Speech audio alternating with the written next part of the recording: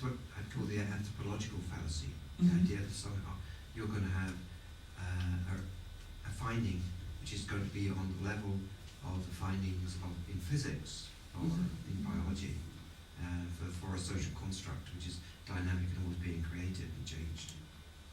So that yes, you could never have that kind of this wrong kind of theory to look for an overarching theory which would deal with that problem. we need a different set of tools. We need a different set of theories and methods in order to deal with this.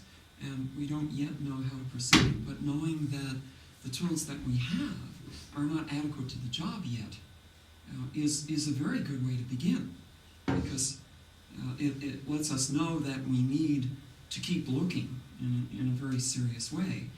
One of the reasons that I brought up the topic of non-predicate language is that, and I think I've said this from time to time, in my heart of hearts, I believe that the enterprise of theory has exhausted itself very nearly. And we all still practice it.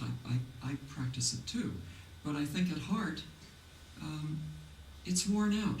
I think it's played itself out as far as it can go. And at that point, I mean, that's when you get an academic discipline, is when the thing has played itself out, when it's not dangerous anymore, when you know what its limits are, when it's safe.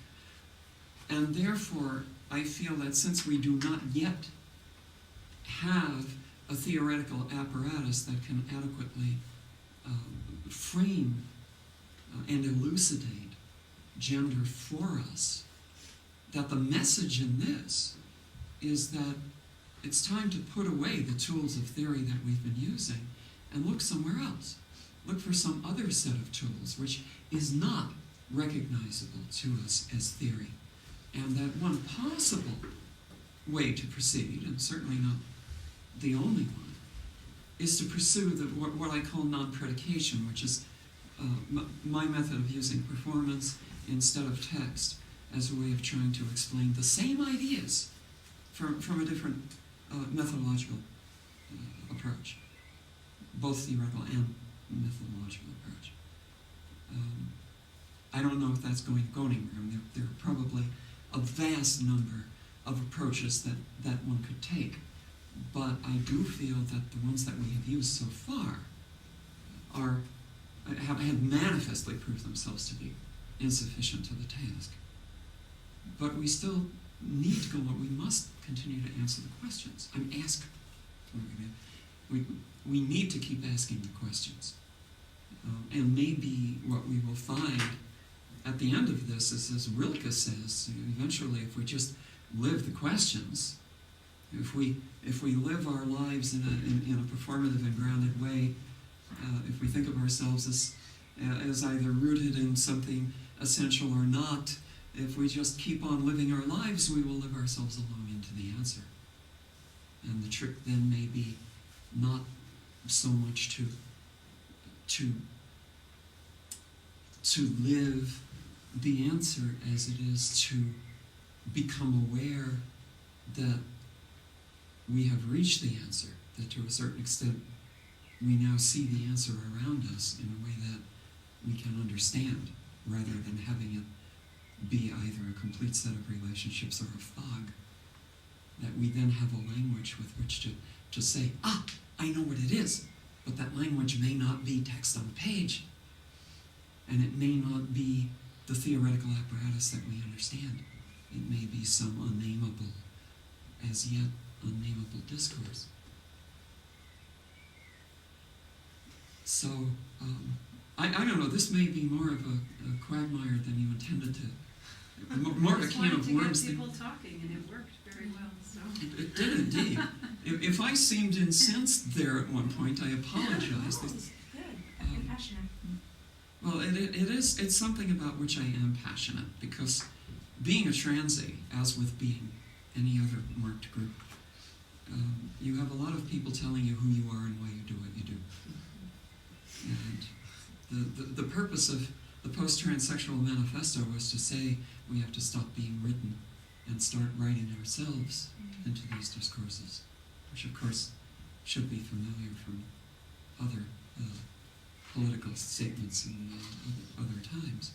And in fact, in the case of transgender, we have, I think, are well on the way to writing ourselves into the discourses of power, and witness that there are now transgender study programs, still very few, but they're growing, and I think that there will shortly be an institute for transgender studies being set up in San Francisco that will carry us even further, and transy academics are getting their doctorates and going out into the field, getting jobs at universities in various departments, and instead of being silenced and pretending to be something that they aren't, they are self-identifying as transies, and thereby opening up the way for more transy academics, and eventually for a rich and complex discourse that will present itself alongside the ongoing discourses of gender and sexuality that are already present in the universities.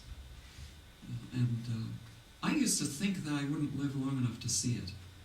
When I wrote the Posttranssexual Manifesto, I dreamed that I was standing up in some convention, some conference or other, and I said the simplest thing, just this banal thing that anyone with a group in mind would say at a conference. Okay, all the transies in the room, over here, let's have a caucus. And they would all come over and we would all caucus and then go back, do whatever it was we were doing. I never thought I would see that, but there is actually a real chance that in the next few years there will be some conference at which something very much like that could take place, and you'd get a whole bunch of transies over in the corner. Where do we go from here, though? What else is on the agenda? In this vein, or? No, any vein. Jugular vein? Would you like to update us on your chapter on and rice? And Oh. That's what I mentioned. Oh, First okay. in class. in the case of, no, sorry. Okay, update. Well, that's going to be a good trick. I don't know if I can really update you, but maybe I can sideways date you.